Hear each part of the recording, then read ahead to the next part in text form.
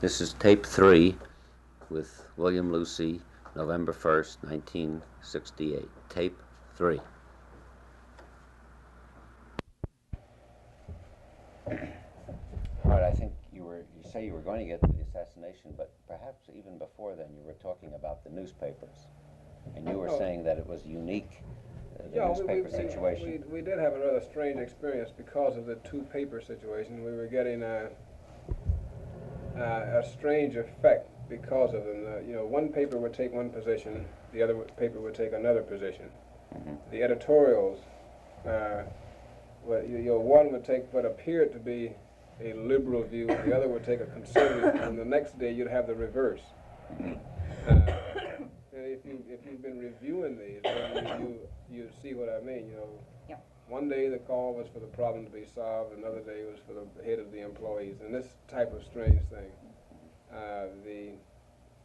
We could issue a written statement that would come out with some strange interpretation and completely out of context as to what was said. So we simply had to just stop dealing with the press almost altogether. We had provided initially, as far as the membership meetings were concerned, the press an opportunity to come in and talk to anybody they wanted to, and then we started to see in the very slanted coverage come out, very slanted and very biased. Well, have you, in your own interpretation, your own feeling, was this on the reporter level, or did you feel it went higher? I mean, my personal feeling was it went higher in some instances. Now, there were some reporters who, regardless of what happened, simply would not understand what was going on and didn't care to understand what was going on. I can't say whether it was individuals, because you have this team participation in some stories, yeah, where maybe 3 guys cover the thing and then they get together and get their views together. But all in all, the press coverage of the total thing was just tragic, because it added a lot to the emotions that the community developed. Mm-hmm. Now, when you say press, do you include radio and television, or is there differentiation between?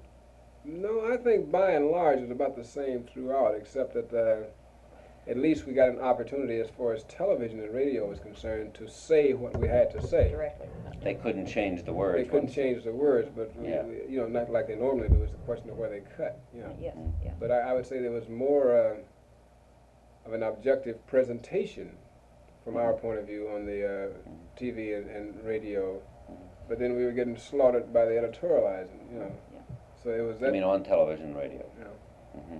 Now, just again, there are some Negro newspapers. Do you consider that they played any part, and if so, what kind of part? Well, I think they played a role in getting the views across the black community. They printed practically just as stated, so to speak. They were around and had a greater access, I think, to the people involved, and therefore could gather more information. Maybe it just boils down to a question of trust. And their position from the outset was that the issues involved were justifiable issues that should be resolved. And as time went on, their relationship, as far as the workers were concerned, became much stronger. And I don't say they were on our side because we were so much right, as opposed to that the issues were issues that should have been dealt with. So that you feel at the beginning, for instance, that the newspapers played any part? When do you think that? Well, I think the effect of the newspaper was the sensationalizing of, for instance, the early discussions. Though it may have been good press to run a picture of some guy shaking his finger at the mayor, that had an effect on X number of people who love the mayor. And there are many. You understand what I'm saying? They sort of set the tone that started to move to crystallize the attitudes of the community. Oh, no, all right, no. But by the same token, what could they have done? I mean, well, really? we cautioned the mayor that the discussion of the mediation in a fishbowl added nothing more than confusion to the issue, because the press even though you could give them a prepared statement that said X, Y, Z, would interpret what you mean by X, Y, and Z. They would interpret it according to their own thinking. Well, can you make any kind of comparison? Have you come across this kind of a press situation in any of the other cities where you've been involved against strikes against municipalities? Yeah. This Yeah. is nothing unique then in Memphis. It's not unique. I would say that the fervor with which they went at it here was a little bit stronger. And we related that to the fact that I gathered they had endorsed and supported the mayor and every other venture he did. No, as a matter of fact, they hadn't. Well, I just assumed that they had supported him up the line. And Though I guess against Ingram they both Against supported Ingram, him. Yeah, you're right. But they didn't in the primaries, but neither one did, as a matter of fact.